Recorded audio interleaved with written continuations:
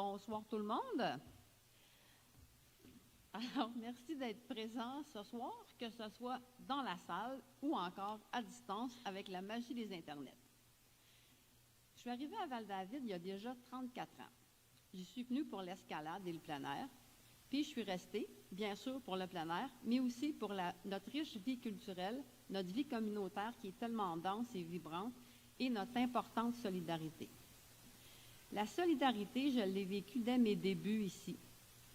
M. René de Rouen nous a appris à travailler avec des moules de silicone, ce qui nous a permis de fabriquer des milliers de prises d'escalade qui se sont retrouvées entre les mains des grimpeurs un peu partout dans le monde. Laurier-Pierre Desjardins, qui est venu pendant des mois, chaque matin, traiter gratuitement mon bébé atteint d'un problème crânien, ou encore la mobilisation incroyable quand une jeune du village a eu un grave accident.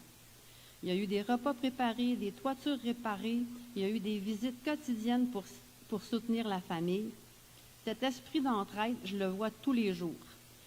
Des voisins qui s'accueillent et se soutiennent mutuellement, les bols de partage, le réfrigérateur généreux, nos organismes communautaires, sportifs, culturels, on en a plus que 30, qui vivent grâce à l'implication de bénévoles généreux, la Maison des jeunes qui est soutenue par les citoyens, la solidarité qui a permis aux moutons noirs de renaître rapidement après l'incendie et bien sûr, la mobilisation extraordinaire de la communauté lorsque le centre de service scolaire a voulu déplacer les élèves de 5e et 6e année vers la polyvalente des Monts. À Val-David, on a aussi osé des projets avant-gardistes, toujours avec des débats enflammés. On a eu l'interdiction des sports motorisés, la plantation d'arbres le long du Pustrin du Nord, l'acquisition des terrains pour notre parc régional, ou encore la construction de nos réseaux d'aqueducs et d'égouts dans les années 80 qui desservent aujourd'hui la majorité du village.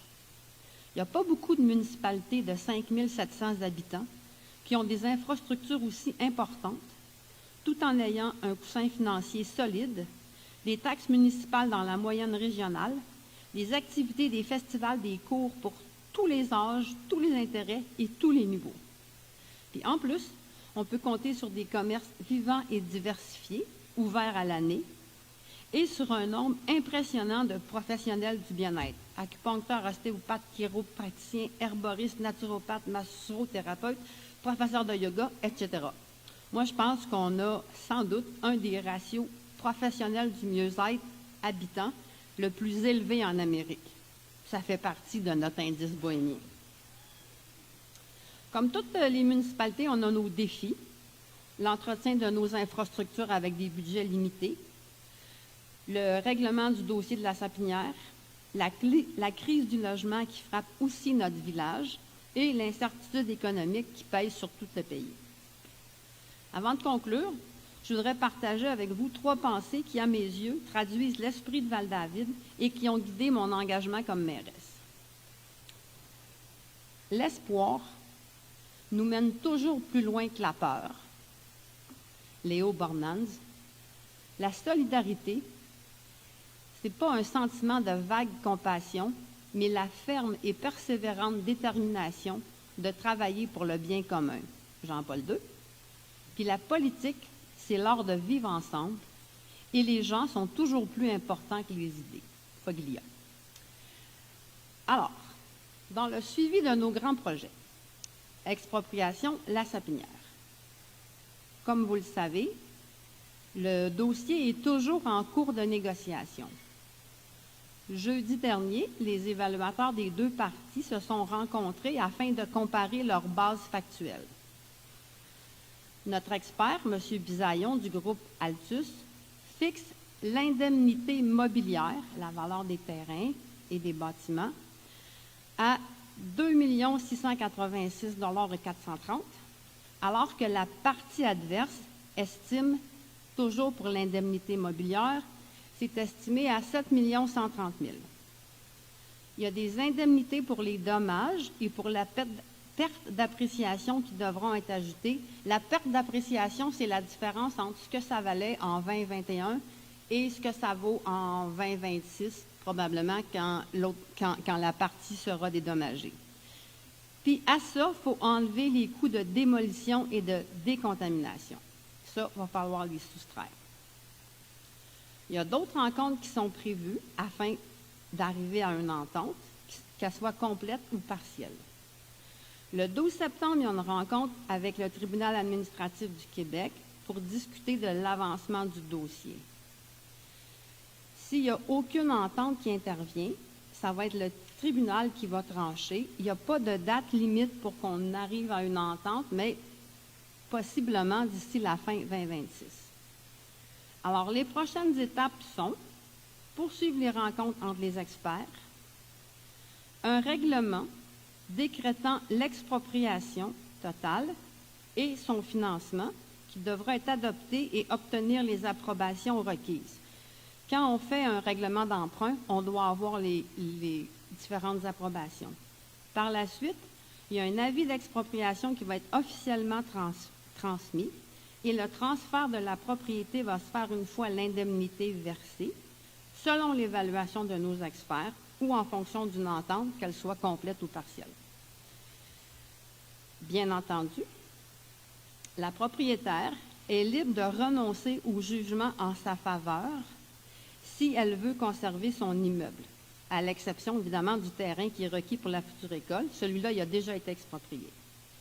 Alors, seule la valeur de cette partie devrait être convenue. Ce que ça veut dire, c'est que si la propriétaire décide qu'elle veut garder ses terrains, elle a toujours l'occasion, elle peut toujours le faire, mais elle doit aviser le tribunal qu'elle renonce au jugement qui a été mis en sa faveur. C'est une option. La nouvelle école, on n'a toujours pas de nouvelles concrètes. On poursuit nos démarches puis pressions auprès du ministère de l'Éducation. Peut-être qu'avec les changements de demain, ça va être plus efficace, je ne sais pas. Notre député est le MAMAGE puis le cabinet du premier ministre. Les jeux d'eau. L'appel d'offres est en ligne sur le SEAO, c'est le système électronique d'appel d'offres du gouvernement du Québec. On prévoit que les soumissions vont être ouvertes à temps, vers la dernière semaine de septembre, pour que le contrat puisse être octroyé à l'Assemblée d'octobre et ainsi confirmer qu'à l'été 2026, on va enfin avoir nos jeux d'eau, puis ils vont rafraîchir nos étés. Quelques nouvelles en vrac. Alors, il y a 4 nouveaux jeux de pétanque qui viennent d'être aménagés grâce à une belle collaboration entre la municipalité et l'OBNL Les Valeureux. La municipalité a accompagné l'organisme dans sa demande de subvention. Les Valeureux ont obtenu la subvention, puis les jeux ont été construits sur le terrain municipal au Parc Céreste. Alors, ça va nous faire un nouveau coin pour... alors, tu pointes, tu tires, puis rire ensemble. Il y a 2 terrains de pickleball au lac Paquin. Et oui, on a maintenant des terrains de pickleball. Alors, les réservations se font en ligne sur le site de la municipalité et il y a un terrain de beach volley qui s'en vient au Parc Dion. La piste cyclable. Alors, le MTQ est propriétaire de la rue de l'Église entre la 117 et la rue de l'Académie. Avant d'obtenir l'autorisation du ministère, on a choisi de vérifier d'abord l'intérêt des citoyens lors de la consultation publique du 3 juillet. C'est un peu la question de l'œuf ou la poule. Est-ce qu'on va d'abord chercher l'accord du MTQ ou d'abord si les citoyens voulaient le projet? Alors, nous, on a décidé d'aller avec la consultation. On a présenté le projet au MTQ qui a autorisé une piste unidirectionnelle de chaque côté de la rue, alors que nous, on avait initialement prévu une piste bidirectionnelle. Ça va impliquer qu'il faut enlever les 4 avancées de trottoir qui sont du côté de l'école Sainte-Marie. Alors, on est déjà en septembre. Par le temps que les avancées soient enlevées, on va être rendu à fin septembre. On va s'entendre que ça ne ferait pas vraiment de sens de refaire le lignage des rues juste pour un mois d'utilisation. Donc, compte tenu des exigences du ministère, la piste va être réalisée au printemps 2026. Dans les événements à venir, il y a un dîner champêtre au profit du Skisdi qui est samedi prochain. Il y a le concours de photos Fiers de Val-David. Les inscriptions sont en cours. Vous allez pouvoir voter du 14 au 20 septembre pour vos coups de cœur. Et il y a le September Fest au lac Paquin, samedi le 20 septembre. Les jardins collectifs sont toujours en cours, les récoltes sont toujours abondantes cette année. Pour participer l'an prochain, contactez la coopérative Cultiver Val-David. Et samedi avait lieu les bols de partage. Les bols de partage, c'est quelque chose qui vient d'un mouvement mondial parti par des potiers. Alors, les potiers font les bols sont vendus et tout l'argent est remis pour la faim, pour combattre la faim. Alors, nous, à Val-David, on a ramassé 7 000 $ qui va être remis au comptoir alimentaire de Val-David. Merci au marché public qui nous permet d'avoir des tables. Merci aux potiers et surtout merci à Robin Hutchison qui porte cette initiative depuis des années avec cœur et générosité. Alors, merci à vous, belle communauté de Val-David, pour votre engagement, votre bienveillance et votre amour du village. C'est vous qui rendez ce lieu si vibrant et unique. Bonne assemblée publique et bon automne à tous.